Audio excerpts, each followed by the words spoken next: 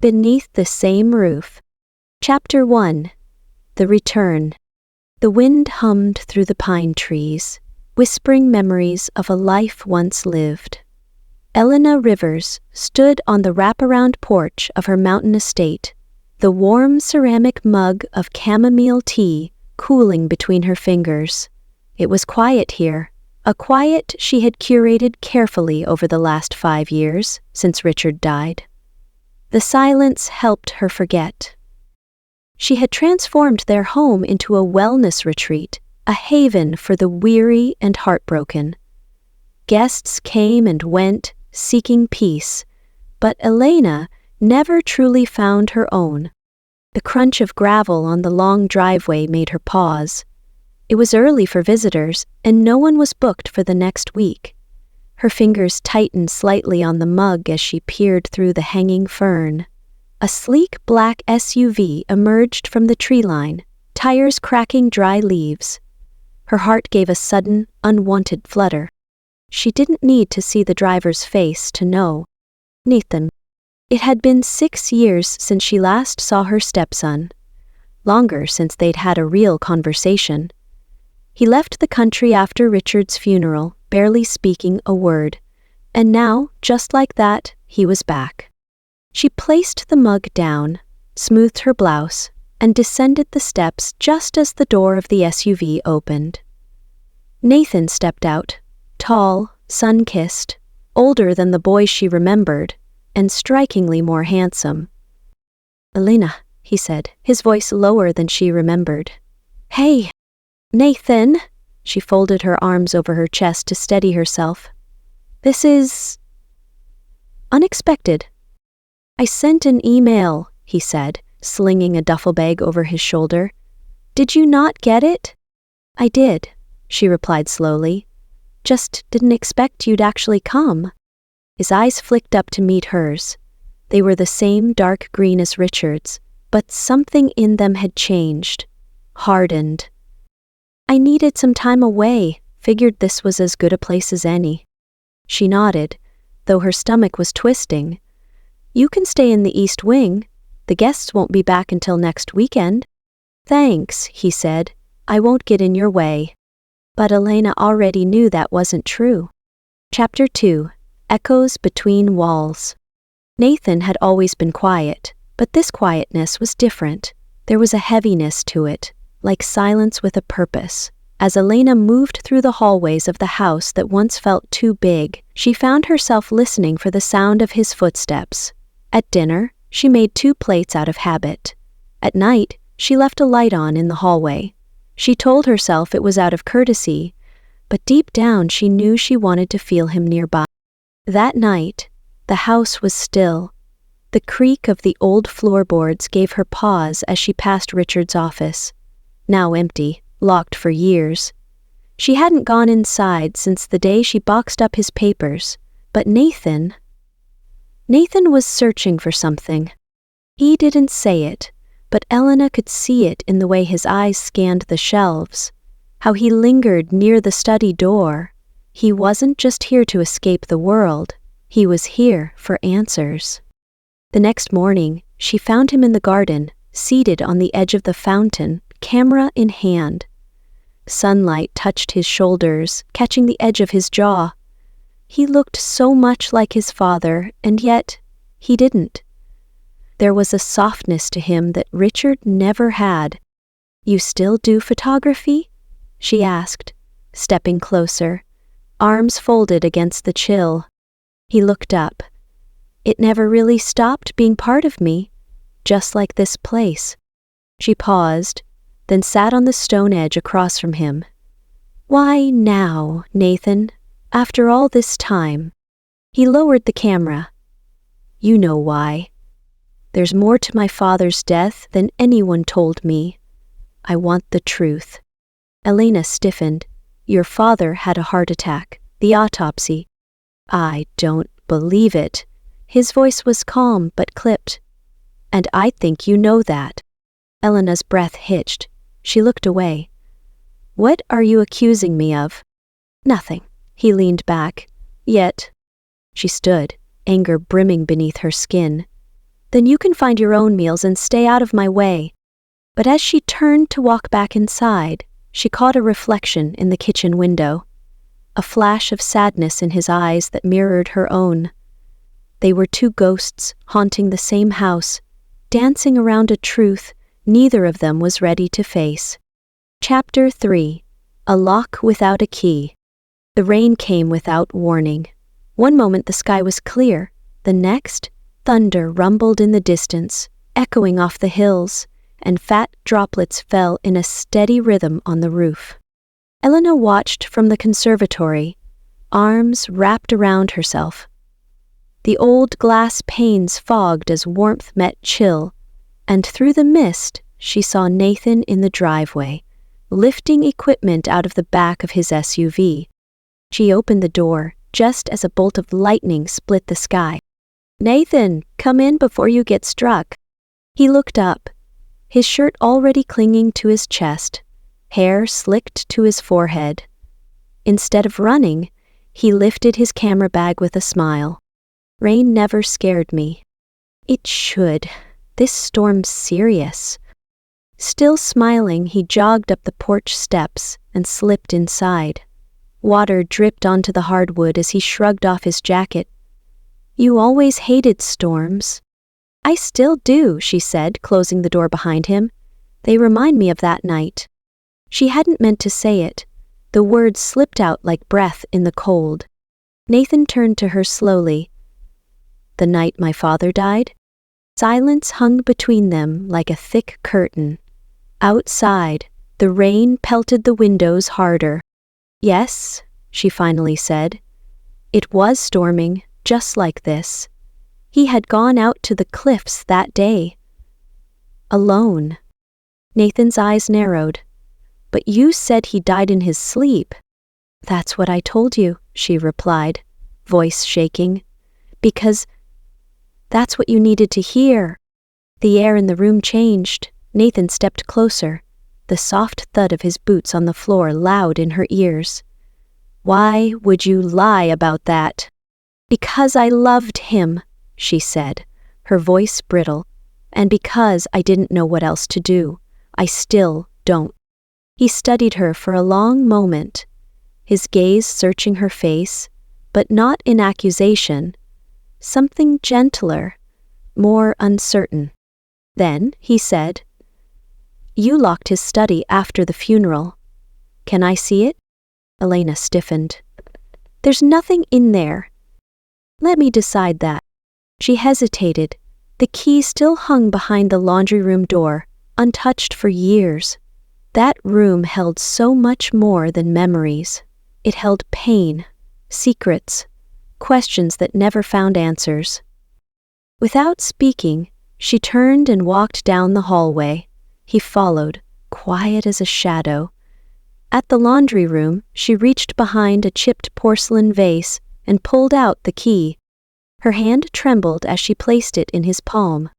Nathan looked down at it, then at her. "Come with me."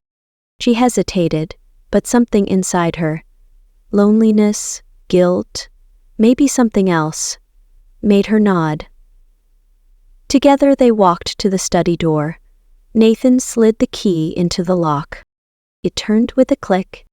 The smell of dust and old paper filled the air as he pushed the door open. Elena stepped inside after him, her heart pounding like a drum. The room was untouched. Books still stacked on the desk, Richard's jacket still draped over the armchair, everything as it was the day he died. Nathan walked slowly, his fingers brushing the edge of the desk. Then he froze. "There's something here." He pulled open the bottom drawer. Inside, beneath a pile of loose paper, was a manila envelope, thick and yellowed with age. Elena's breath caught.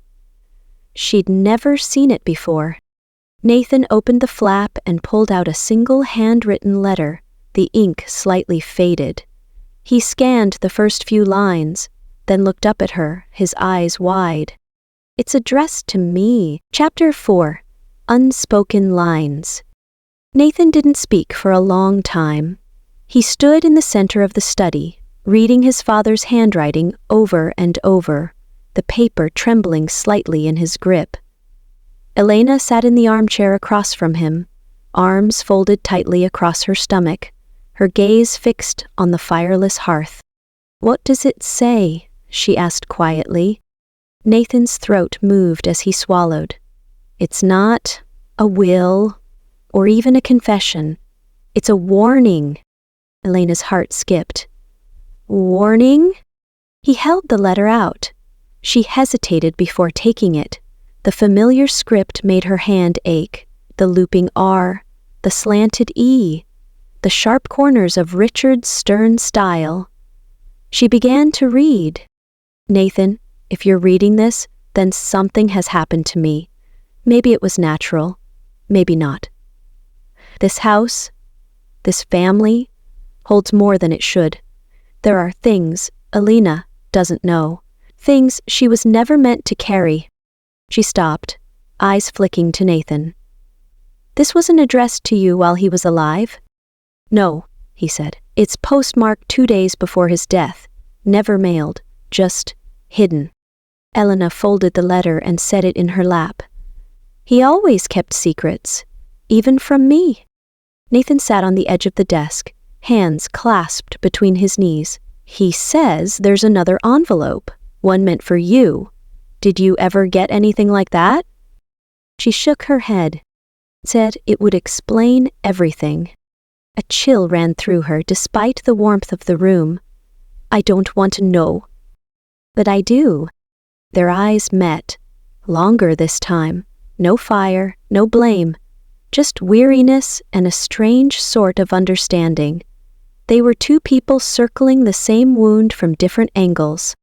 Later that night, as rain still whispered against the windows, Elena found herself in the kitchen, barefoot and sleepless.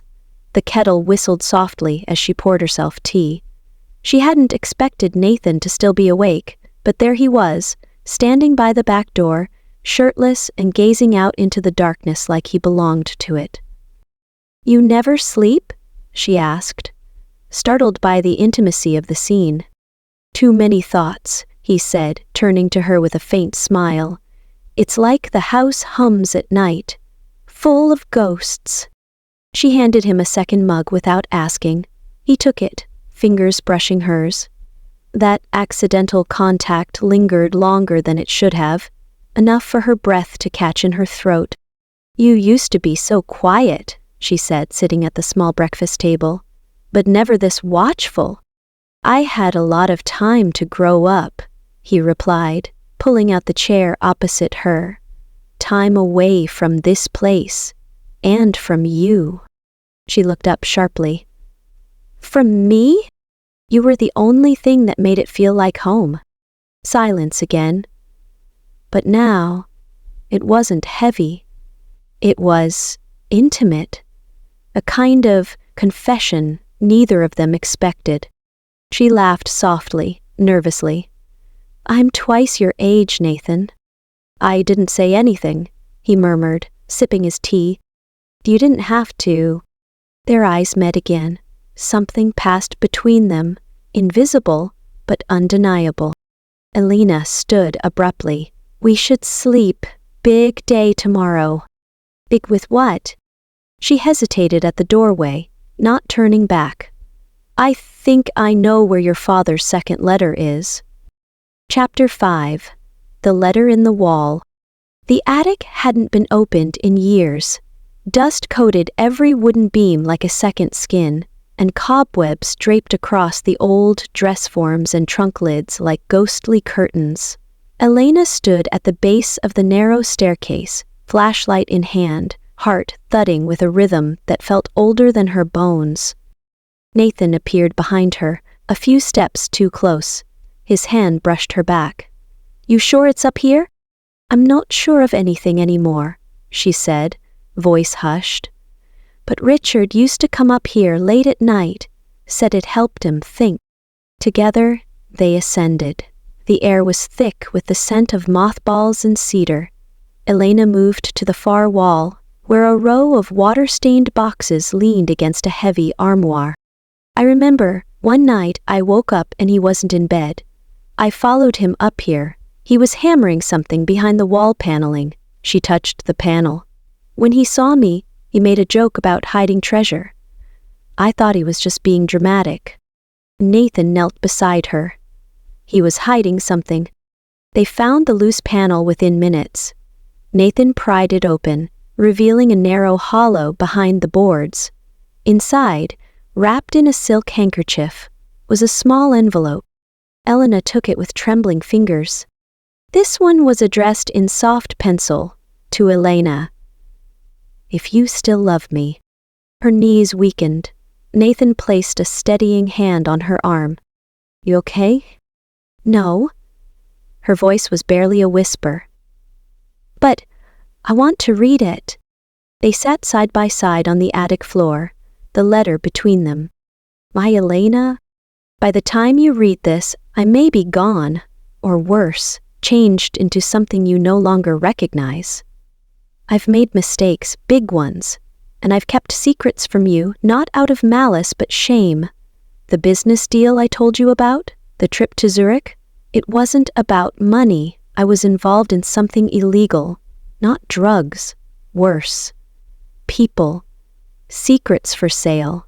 I didn't know how deep it went until it was too late. I thought I could fix it before it touched us. I was wrong.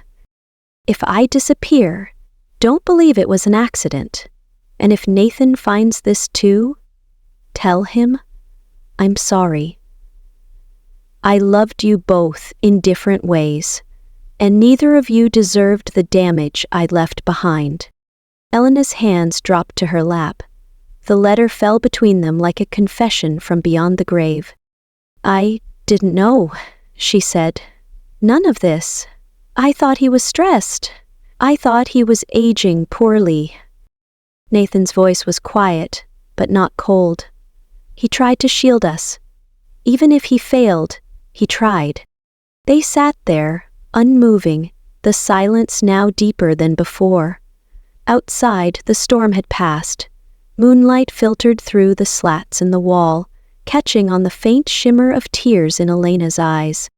She turned to him, surprised to find him watching her, not with judgment, but with something that looked dangerously close to tenderness. You're not angry? She asked. I don't know what I am, he said, but I know I'm here, with you. A long pause, and then he added, Do you remember the night after the funeral? When you came into my room? Elena froze. I was grieving, you were crying, he interrupted. I know. But you held me. You stayed. That night changed something. I've never been able to forget it. Her chest rose and fell in uneven waves. Nathan, you don't have to say anything, he said gently. But I think we both know what's been building between us. The space between them suddenly felt like static, alive, dangerous, electric. Her fingers brushed the edge of his hand, and she didn't pull away. Maybe we should go back downstairs, she said, voice cracking. Yeah, he agreed, but neither of them moved. Chapter 6. No Turning Back. The attic stayed silent long after they descended the stairs. The letter was locked away in a drawer, but its weight lingered in the air. Neither Nathan nor Elena spoke much the rest of the day. There was nothing left to say that wouldn't burn the air between them. At dusk, Nathan disappeared into the woods with his camera again. Elena watched him go from the porch swing, heart tight. The sky blushed into a lavender fade behind the trees, and her thoughts twisted with it. She was losing control. Of the house, of the truth, of herself. When Nathan returned hours later, the light was gone. He didn't knock when he came into the kitchen, just moved straight to the sink and washed his hands. The silence between them thick like smoke. She stood by the fridge, barefoot in soft cotton pajamas, pretending to sip wine she hadn't tasted in months. He didn't look at her until he dried his hands and said, You're avoiding me. I'm protecting us, she said softly. From what? From doing something we can't take back. He stepped closer, eyes unreadable. What if we already have? She froze, breath catching in her throat. You're my stepson, Nathan. No, he said. I was your stepson. We haven't been family in years. You and I, we've always been something else. We just never had the courage to name it. Elena backed up against the counter. This isn't real. It's just grief, guilt, maybe both. Then why do you look at me like you want to be wrong? His voice was a low burn. Like you need to be wrong. The air pulsed. Her hand tightened on the wine glass. He stepped even closer. You feel it, Elena. I know you do. And I'm tired of pretending we're still two people who don't know what this is. She turned away, pressing her hands to the cool granite countertop, heart hammering. You have no idea how much I've fought this. I have, he said, his voice right behind her, because I've been fighting it too. She turned slowly, and his hand came to rest lightly on her waist. Her breath hitched. Tell me to stop, he whispered. Instead, her fingers curled into his shirt, pulling him toward her with a hunger she'd locked away for too long. Their mouths met, tentative at first, then deeper, more urgent. The taste of him was everything she remembered and nothing she was prepared for. Salt and sin and something sweeter. She broke the kiss, gasping, forehead pressed to his. We can't. But Nathan didn't answer with words. His mouth found hers again, this time slower, more sure. His hands trailed to her back, fingertips learning the lines time had drawn on her skin. She melted into him, every warning drowned beneath the pulse in her veins. Somewhere in the house, a floorboard creaked. They froze. Elena's eyes flew to the hallway. Did you hear that? Nathan nodded, stepping protectively in front of her. They waited. Nothing but silence. Still, the mood had cracked. The spell was broken. She stepped back, breath uneven. Someone's here. Nathan's jaw clenched. You locked the doors? Yes. Without another word, he moved toward the front of the house. She followed, heart pounding, the taste of their kiss still on her lips. Outside, the wind stirred the trees. And on the porch railing, a single manila envelope, unmarked, Chapter 7, Lines We Cross. Nathan snatched the envelope from the porch railing, his eyes scanning the front for any markings. There were none. No name, no address, just a faint fingerprint in the upper corner, smudged and wet from the dew. Elena stood behind him, arms wrapped tightly around her waist. What is it? I don't know, he muttered, already tearing it open.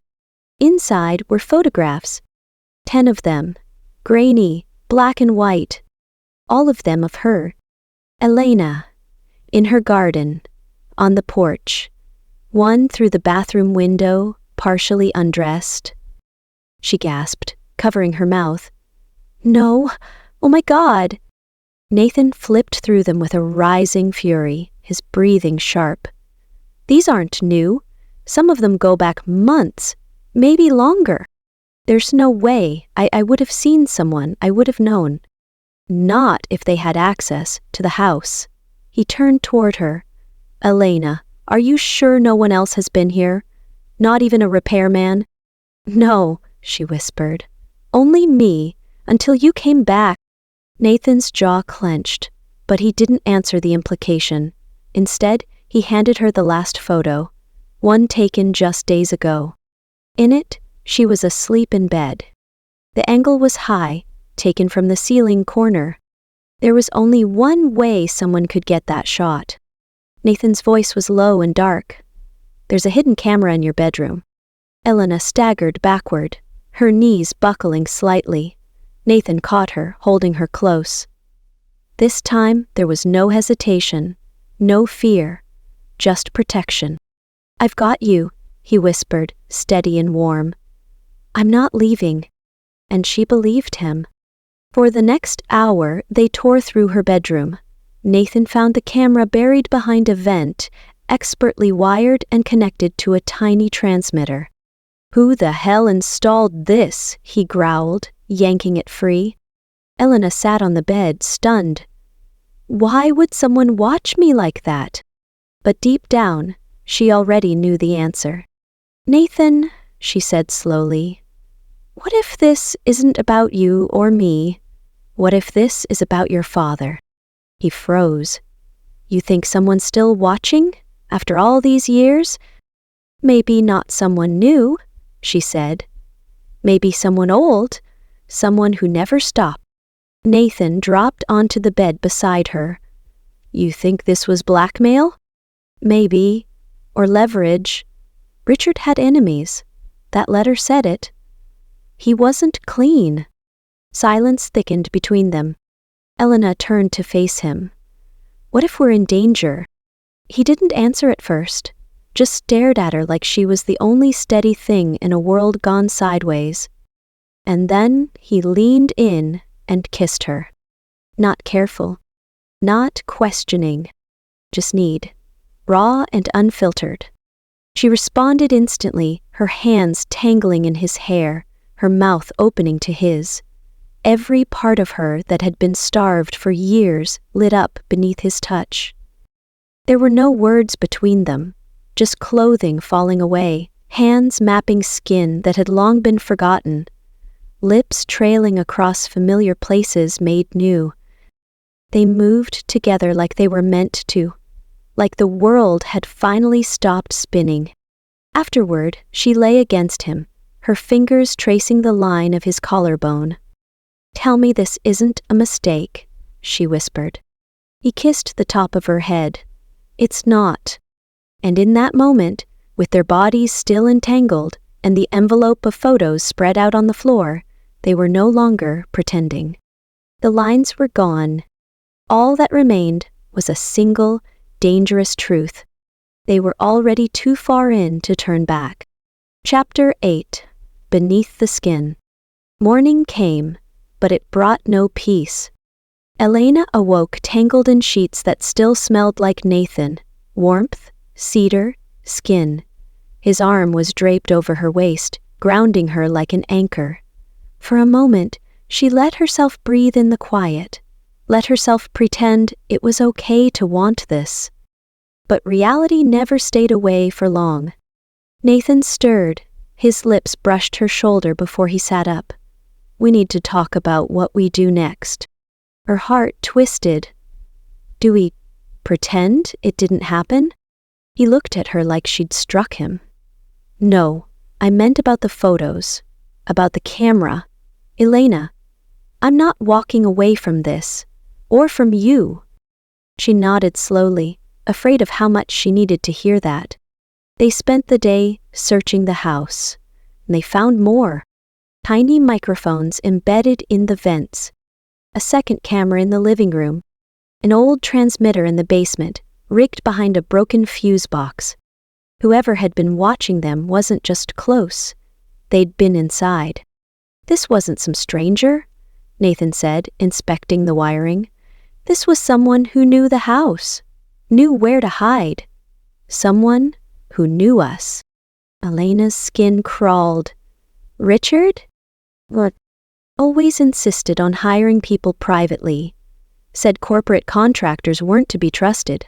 What if he hired someone for security and then tried to cut ties?" Nathan's eyes darkened, and they turned it into blackmail, or worse. She walked to the office, the one Richard never let her enter freely. His old safe was still tucked behind the bookcase. It had always been off limits. Now Nathan cracked it open in minutes. Inside were folders, USB drives, a worn passport with Richard's face and a different name, and, at the very bottom, a burner phone. Nathan powered it on. One message blinked on the screen. "Deadline missed. She pays next."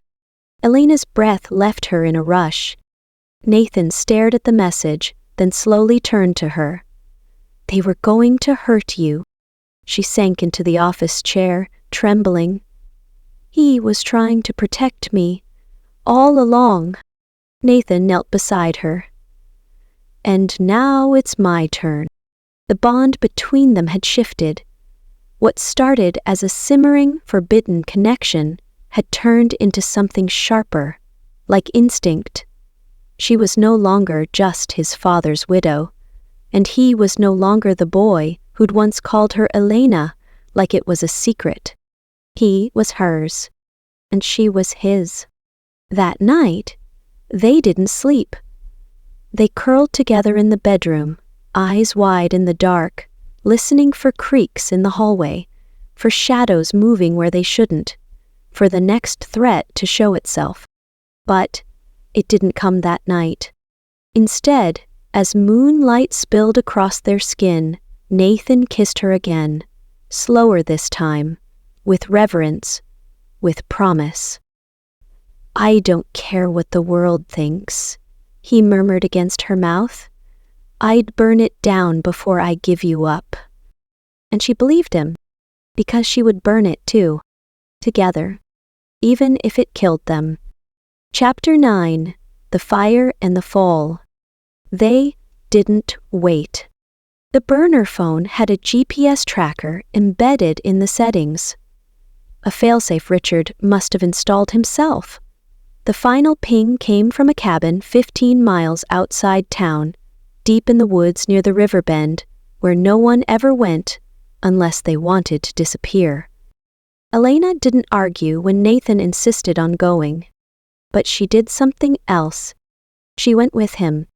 By the time they reached the cabin, the sky was bleeding orange into dusk. It sat crooked and rotting, like the forest had tried to swallow it and failed.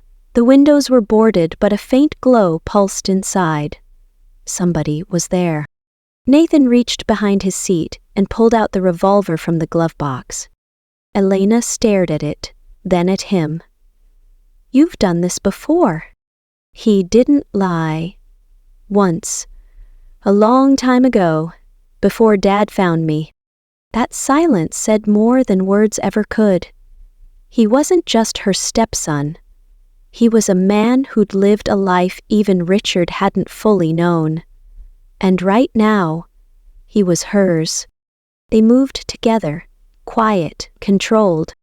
Inside, the air smelled like mold and rust. A monitor flickered on the desk, showing live footage of Elena's bedroom. The feed was still active. Someone cleared their throat. I figured you'd come eventually. The voice was gravel and age.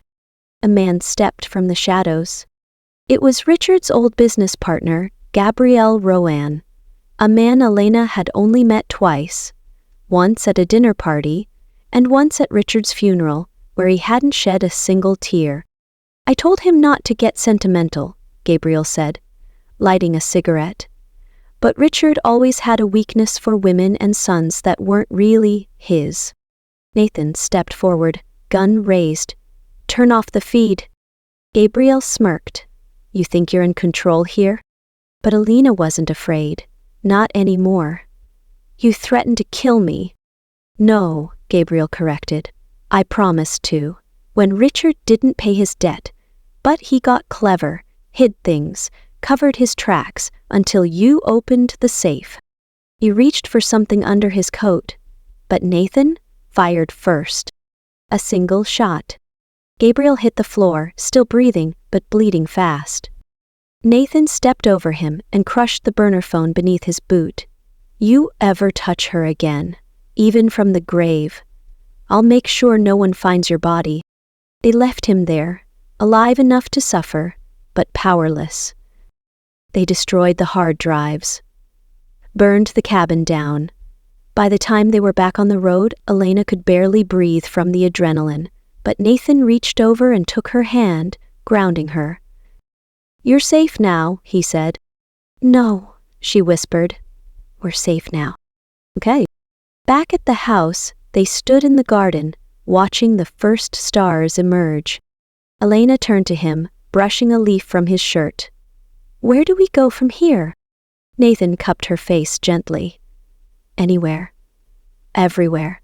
As long as it's with you." She smiled, soft and tearful.